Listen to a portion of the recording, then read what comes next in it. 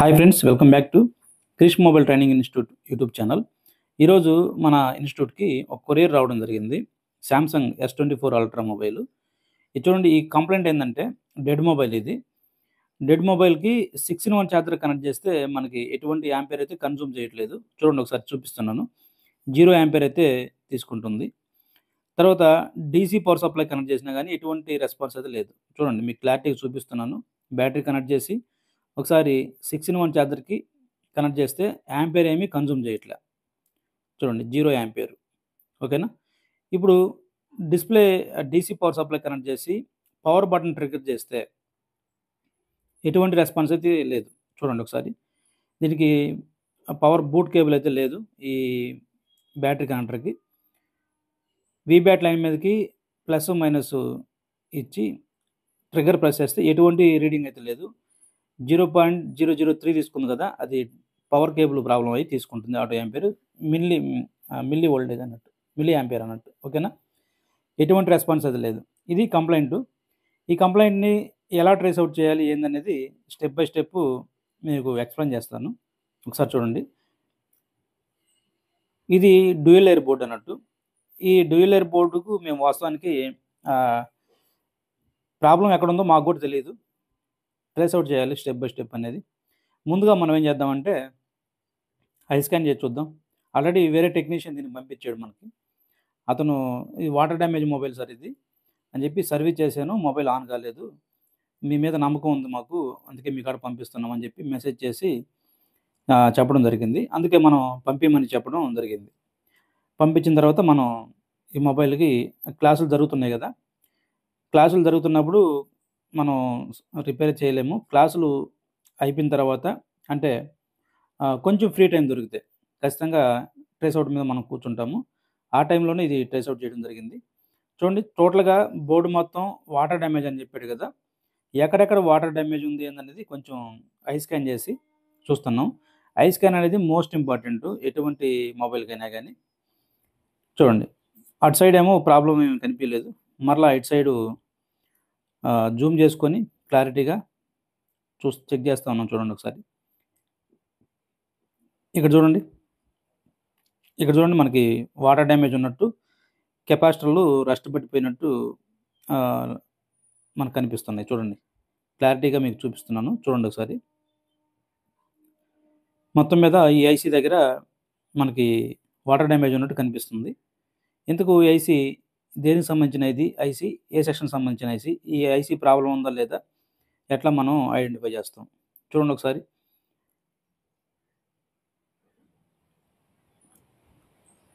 చూడండి, ఐసీ కిందకి ఏమైనా వాటర్ లేదని చెప్పి క్రాస్గా పెట్టి ఒకసారి చెక్ చేస్తున్నాను.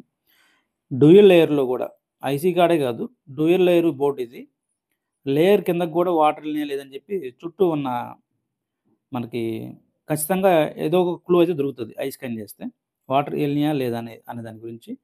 ఒకసారి అది కూడా అబ్జర్వేషన్ చేస్తున్నాం. ఒకసారి చూడండి.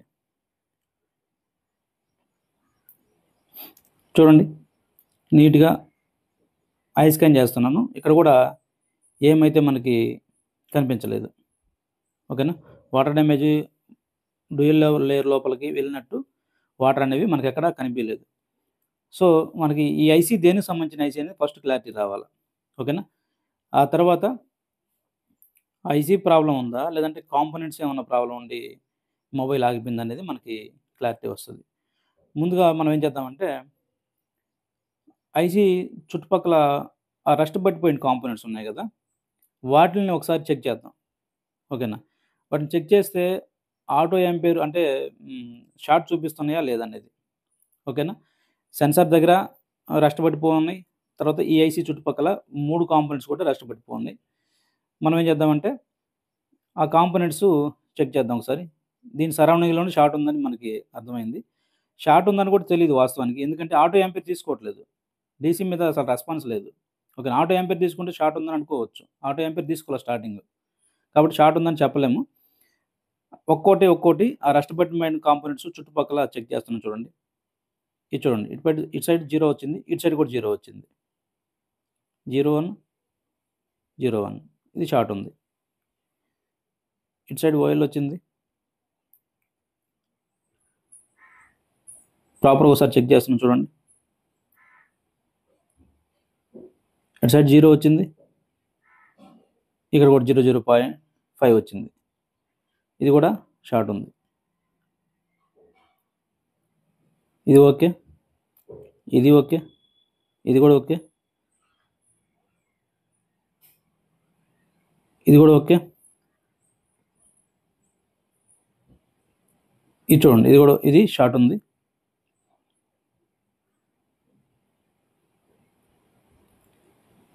ఒక 3 కాంపోనెంట్స్ అయితే మనకి షార్ట్ చూపించినాయి. అసలు ఈ ఐసీ దేనికి సంబంధించిన ఐసీ? ఒకసారి దీనికైతే హార్డ్వేర్ సొల్యూషన్ లేదు, ఏం లేదు. కేవలం స్కెమాటిక్ మాత్రమే ఉంది. ఈ మోడల్లో నేను అబ్జర్వ్ చేసిన పాయింట్ ఏంటంటే, ఇది 6 PM ఐసీ కాన్సెప్ట్ ఉన్న మొబైల్. ఓకేనా, 6 పవర్ ఐసీలు ఉన్న కాన్సెప్ట్ ఉన్న మొబైల్ ఇది. రీసెంట్గా జెడ్ ఫోల్డ్ గురించి ఒక 6 PM ఐసీ కాన్సెప్ట్ ఉంది మొబైల్ ఉందని చెప్పాను. ఇది కూడా S24 అల్ట్రా, దీంట్లో కూడా 6 PM ఐసీ కాన్సెప్ట్ ఉంది. ఆ ఐసీ నెంబరు కాపీ చేసాం, స్కెమాటిక్లో పేస్ట్ చేస్తాను. ఒకసారి చూడండి. పేస్ట్ చేస్తే మనకి ఇదిగోండి, ఇది ఐసీ U14200. ఈ ఐసీ ఏం ఐసీ అని చూస్తే దాని కిందనే అక్కడే NFC అని రాస్తుంది. ఓకేనా, నియర్ ఫీల్డ్ కమ్యూనికేషన్. ఇది లేటెస్ట్ మొబైల్లో కొత్తగా మనకి యాడ్ అవుతుంది, ఒక మంచి ఫీచర్ అని చెప్పొచ్చు. ఇది చూడండి, ఇది NFC ఐసీ. ఈ NFC ఐసీకి దగ్గర మనకి సరౌండింగ్లో క్యాప్స్ ఉన్నాయి. ఒకసారి చూద్దాము. ఆ క్యాప్స్ షార్ట్ అయిన క్యాప్ ఏ లైన్కి సంబంధించిన క్యాప్ అనేది ఒకసారి జాగ్రత్తగా అబ్జర్వ్ చేద్దాము.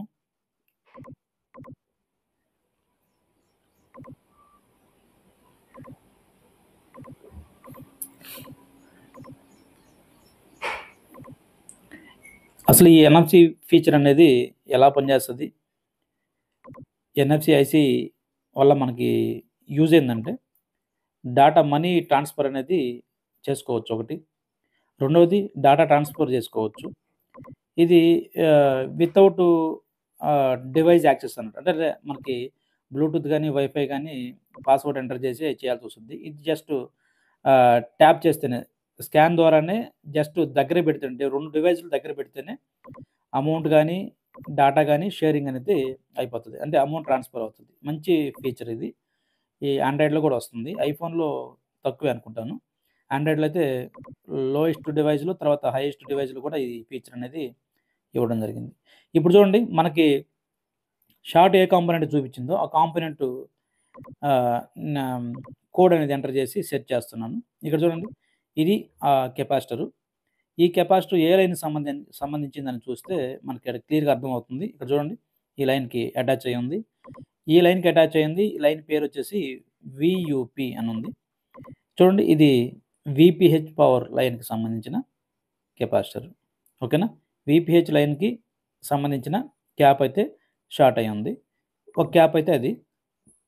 ఇంకా 3 క్యాప్స్ మనకు షార్ట్ చూపించినాయి కదా, ఆ 3 క్యాప్స్ ఒకే లైన్కి సంబంధించినయా, డిఫరెంట్ లైన్కి సంబంధించినయా? ఈ నెంబర్ కాపీ చేస్తున్నాను, ఈ కెపాసిటర్ నెంబరు.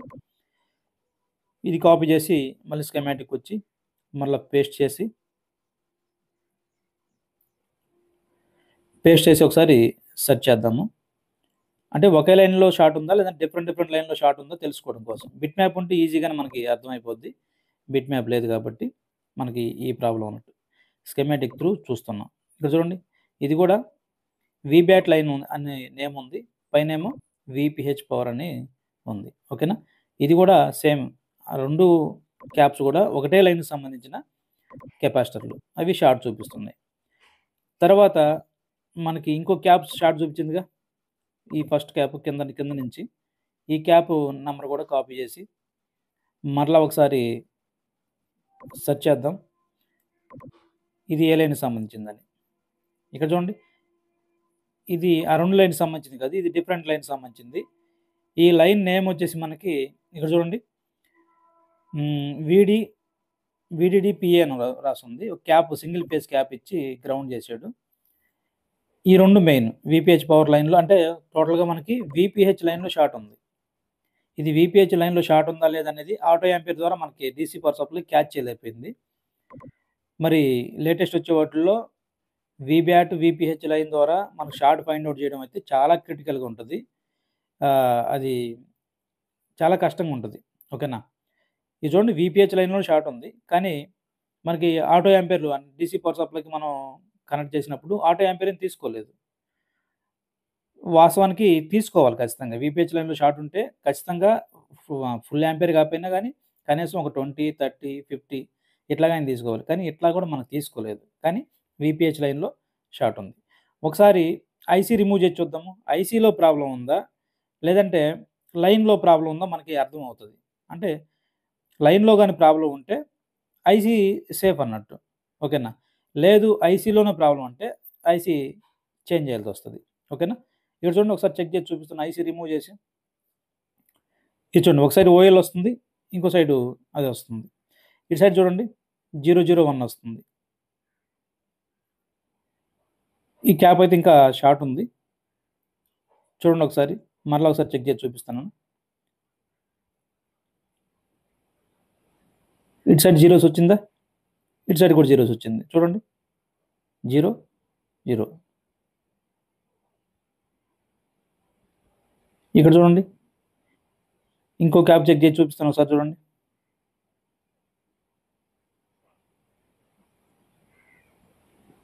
ఇది షార్ట్ ఉంది. 0 వస్తుంది. ఇది కూడా జీరోస్ వస్తున్నాయి. ఓకేనా? కింద క్యాప్ మాత్రం ఓఎల్ వస్తుంది. కింద క్యాప్ అయితే షార్ట్ పోయింది. ఆ పైన 2 వీపీహెచ్ లైన్‌కి సంబంధించినవి మాత్రం షార్ట్ వస్తానే ఉన్నాయి మనకి. ఓకేనా? ఇది చూడండి. ఇది ఓఎల్ వస్తుంది. ఆ 2 ఉన్నాయి. ఆ రెండిట్లో ఏ క్యాప్ అయితే షార్ట్ ఉంది.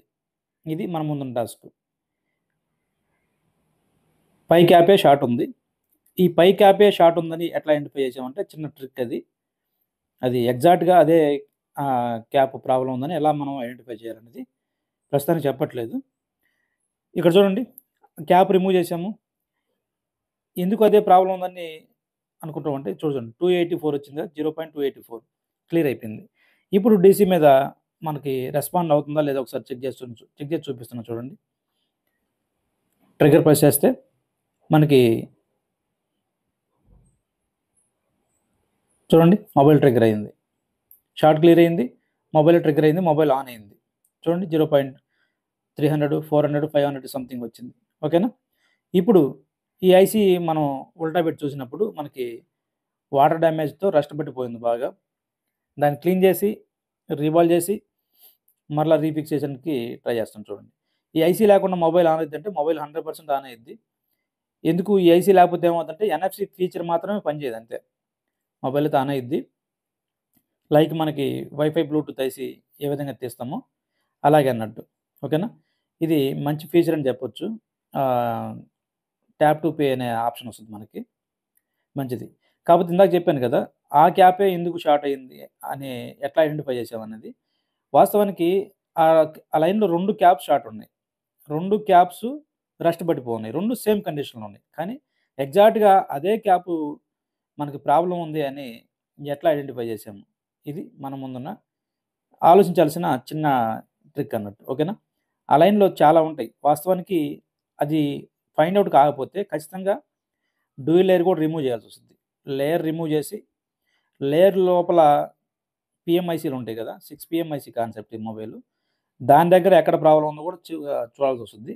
వాస్తవానికి డ్యూయల్ లేయరు తీయాల్సొస్తదేమో అది కూడా మంచి అవకాశం అని చెప్పి అనుకున్నాం. ఎక్స్‌పెక్ట్ చేసాము.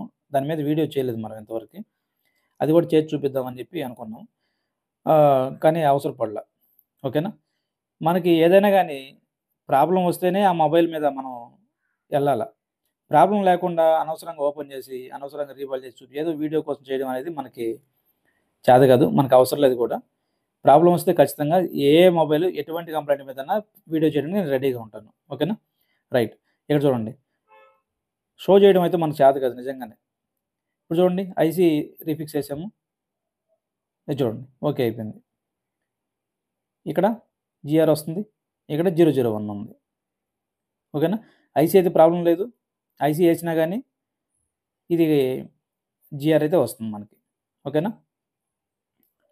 కేవలం ఆ క్యాపే షార్ట్ ఉంది. ఇదిగోండి 287 వచ్చిందా? జీఆర్ ఓకే అయిపోయింది. క్లియర్ అయిపోయింది. ఓకేనా? ఐసీలో ప్రాబ్లమ్ లేదు. ఆ క్యాప్ మాత్రమే షార్ట్ అయింది. ఇప్పుడు ఒకసారి మొబైల్ 6-in-1 ఛార్జర్ కనెక్ట్ చేసి ఒకసారి మీకు చూపిస్తున్నాను చూడండి. చూడండి 0.2 మిల్లీ యాంపియర్ తీసుకుంది, 1.8